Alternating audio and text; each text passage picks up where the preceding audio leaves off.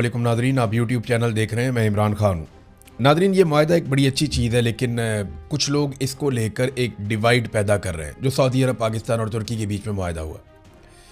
पहले तो ये समझ लें कि अभी तक हम क्या जानते हैं और ये माहिदा है क्या। तैयब उर्दगान का एक स्टेटमेंट मैंने आपको बताया था, उन्होंने वहाँ पे अक़वाम मुत्तहिदा के आर्टिकल 51 का हवाला दिया था। ये जो आर्टिकल है ये दिफाई नुक्ता नज़र से इजाज़त फ़राहम करता है ममालिक को या उनके जो अलाइंस बने हुए हैं उन्हें कि वो अपना दिफा कर सकें किसी भी जारहियत की सूरत में। लेकिन ये चीज़ें कंडीशनल होती हैं।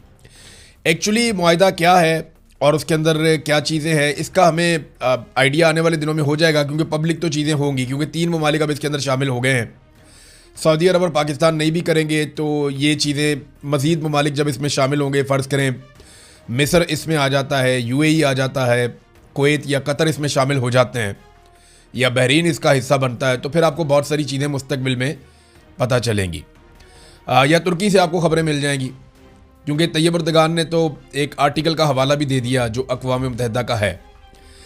अब बैरिस्टर शहजाद अकबर ने एक इन्फॉर्मेशन दी, और वैसे ये इन्फॉर्मेशन पाकिस्तान के मीडिया के पास भी है। पाकिस्तान के मीडिया को DGISPR की जानिब से या ISPR के महकमे की जानिब से कुछ हदायत जारी की गई हैं इस मुआहिदे को लेकर। अब पाकिस्तान के जो न्यूज़ रूम्स हैं वो ये अच्छी तरह जानते हैं कि उन्हें क्या करना है और क्या नहीं करना, क्योंकि ISPR की जानिब से उन्हें बाउंड कर दिया गया है कि ये चीज़ें आपने नहीं करनी इस मुआहिदे को लेकर। इसमें पहली चीज़ जो है वो ये है कि इस मुआहिदे को किसी भी किस्म के एटमी ताउन के हामिल इक़दाम के तौर पर पेश ना किया जाए। यानी पाकिस्तान के पास क्योंकि एटम बम है, तुर्की के पास और सऊदी अरब के पास नहीं है, तो इससे ये तासुर बिल्कुल नहीं जाना चाहिए कि हमारी जो एटमी सलाहियत है या हमारे पास जो एटम बम है वो भी मुश्तरका तौर पे इस्तेमाल हो सकता है, नंबर 1। नंबर 2, इसे किसी इस्लामी फ़ौजी इत्तेहाद या मुस्लिम उम्मा के इज्तमाई दिफाई ब्लॉक की बुनियाद पर पेश ना किया जाए, इस तौर पे इसको पेश ना किया जाए।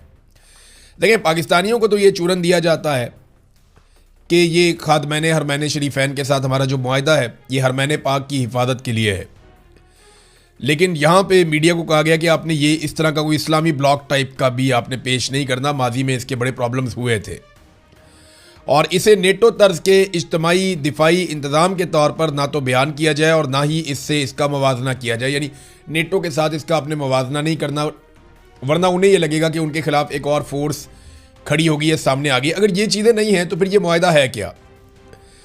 इसमें ना ख्वाजा आसिफ साहब का एक स्टेटमेंट आया, वो बड़ा इंपॉर्टेंट है। वज़ीर दिफा हैं, वो वहाँ पे मौजूद भी थे। उन्होंने इसको दहशतगर्दी के हवाले से एक मुआहिदा करार दिया है। अभी इसकी शक्लें सामने नहीं आई, लेकिन दहशतगर्दी उन्होंने कहा जैसे कि सऊदी अरब को ख़तरा है हौसियों से, वो दहशतगर्दी करते हैं, पाकिस्तानियों को ख़तरा है अफ़गानियों से, वहाँ से दहशतगर्द TTP वाले आते हैं। इसी तरह कुर्द जो हैं वो दहशतगर्दी करते हैं वहाँ पे तुर्की के अंदर, और तुर्की भी दहशतगर्दी से मुतासरा मुल्क रहा, वहाँ खुद कुछ धमाके भी होते रहे, बहुत दहशतगर्दी हुई है। तो उन्होंने इसको इस ऑर्बिट में देखा। देखें, इस वक्त जो सऊदी अरब के लिए एक बड़ा प्रॉब्लम है वो यमन के अंदर जो हौसी हैं वो एक बड़ा प्रॉब्लम है। अगर उन्हें दहशतगर्द करार दिया जाए और उनके साथ फिर एक लड़ाई की जाए तो आप दहशतगर्दों से लड़ रहे हैं, ना कि आप किसी मुल्क से लड़ रहे हैं। तो ये एक और एंगल है इस चीज़ को देखने के लिए। फ्यूचर में ये और क्लियर होता जाएगा। लेकिन अंसार अब्बासी साहब का मैं एक ट्वीट देख रहा था, उसमें वो ये कहते हैं जी कि लोग खुश नहीं हो रहे। ये कौन लोग हैं जो इतना बड़ा मुआहिदा हो गया वो खुश नहीं होते। तो मैं आपको एक सादी सी चीज़ बताता हूँ कि पाकिस्तान एक बहुत बड़ा मुल्क है। इसमें 25 करोड़ लोग रहते हैं जो अपनी हर कामयाबी पे खुश होते हैं, हर नाकामी के ऊपर वो दुखी हो जाते हैं। मगर टाउट्स पता क्या चाहते हैं? टाउट्स ये चाहते हैं कि अगर पाकिस्तान को बतौर मुल्क या कौम कोई भी कामयाबी मिले तो उसको जवाज दिया जाए जालिमों के इक़्तिदार के लिए। यानी अगर पाकिस्तान को 25 करोड़ लोगों के मुल्क को कोई भी कामयाबी मिलती है तो बजाय इसके कि पाकिस्तानी उस कामयाबी पे खुश हों, बल्कि वो जवाज़ के तौर पे पेश करेंगे, जनाब ये अब बंदे जो है ना, चाहे इन्होंने हलफ तोड़ा, चाहे ये जाली तरीके से आए, अब ये मुसल्लत हैं, इनको आप माने कि ये अच्छे लोग हैं, या ये लोग जो है इनको जस्टिफाई किया जाए। ये दोनों अलग अलग चीज़ें हैं। मैं आपको दिखाता हूँ। देखिए, मुआहिदा बहुत अच्छा है, मगर इससे जाली हुकूमत असली नहीं बनेगी। ये मुआहिदा बड़ा ज़बरदस्त है, शानदार है, मगर जो 45 और 47 का फ़र्क है उसे ये मुआहिदा ख़त्म नहीं कर सकेगा। ये मुआहिदा तारीखी नौइयत का है, मगर ये आइन की खिलाफ वर्जियों और हलफ तोड़ने को जस्टिफाई नहीं कर सकता। ये मुआहिदा कमाल है, मगर ये इंसानी हकूक की पामालियों और बार बार रियासती कत्लेआम पर पर्दा नहीं डाल सकता। ये मुआहिदा जितना भी अच्छा हो, ये जबरी गुमशुदगियों का बोझ नहीं उठा पाएगा। इस मुआहिदे को आप सोने से लिख लीजिए, मगर ये जेलों में पड़ी बेगुनाह खवातीन को गुनाहगार या मुजरिम साबित नहीं कर सकता। ये मुआहिदा फ्रेम करवाकर हर पाकिस्तानी के घर में लगवा दीजिए, मगर ये मुआहिदा 9 मई, 26 नवंबर, मुरीद के, रावलाकोट और बहुत सारे होने वाले जो कत्लेआम हैं उन्हें जायज़ करार नहीं दे सकता, उन्हें जायज़ नहीं कर सकता। लोग इस मुआहिदे से जितने भी खुश हों, ये उनकी ज़िंदगियों को नहीं बदल सकता। जो तल्ख हकीकतें हमारे सामने मौजूद हैं उन्हें तब्दील नहीं करेगा यह मुआहिदा कभी भी। क्या इस शानदार मुआहिदे में यह लिखा हुआ है कि आज के बाद कोई भी बंगाली, महाजर, पठान, बलूच, कश्मीरी या पंजाबी और सिंधी गद्दार नहीं कहलाया जाएगा? ये आग तो अब जलती रहेगी ना, ये आग तो लगाई गई है, ये तो बुझने की नहीं है। फिर कौम खुद तो खुश है।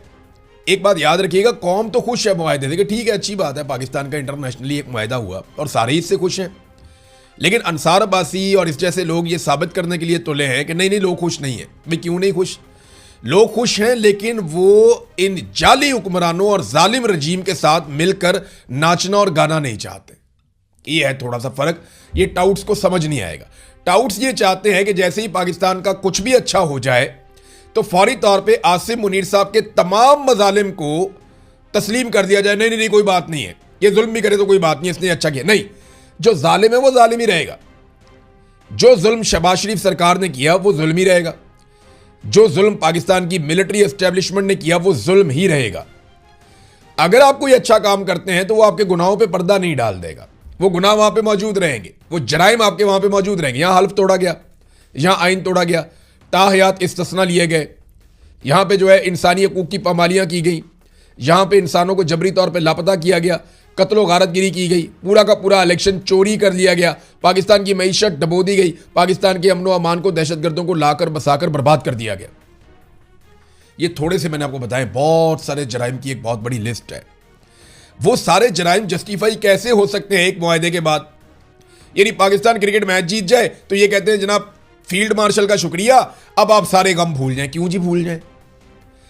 पाकिस्तानी जालिम रजीम के साथ मिलकर नाचना और गाना नहीं चाहते।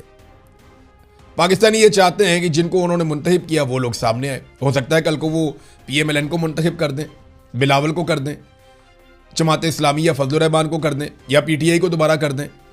तो जिनका हक है उन्हें मिलना चाहिए। और इसको ना आप जोड़ के नहीं देख सकते चीज़ों को, ये बहुत कम्प्लेक्स है। लोग दुखी हैं, तकलीफ में है, पाकिस्तान की मिलिट्री एस्टेब्लिशमेंट से नाराज़ हैं, इदारों के साथ उनकी एक दूरी पैदा हो गई है। अब ये मुआहिदे उन दूरियों को ख़त्म नहीं कर सकते। लोग इस मुआहिदे से खुश ज़रूर होंगे, लेकिन वो जो गिले शिकवे हैं वो अपनी जगह पे कायम रहेंगे, उन्हें आप ख़त्म नहीं कर सकते।